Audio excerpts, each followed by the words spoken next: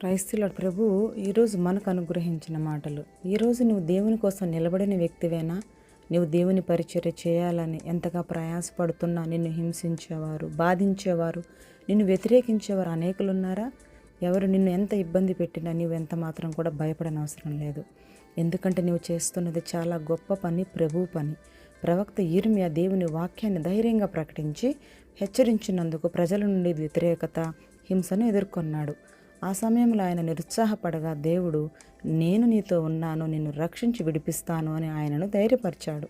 మన జీవితంలో కూడా సత్యం కోసం నిలబడినప్పుడు సమస్యలు, వ్యతిరేకతలు వస్తాయి. కానీ దేవుడు మనతో ఉన్నాడనే నమ్మకం ఉంటే ఎలాంటి పరిస్థితులైనా మనలను జయించలేవు.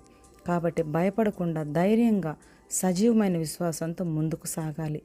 యేసయ్య సహాయం ఉన్నప్పుడు మనకు విజయం నిశ్చయం. అట్టి కృప దేవుడు మనందరికీ అనుగ్రహించునుగాక. ఆమేన్.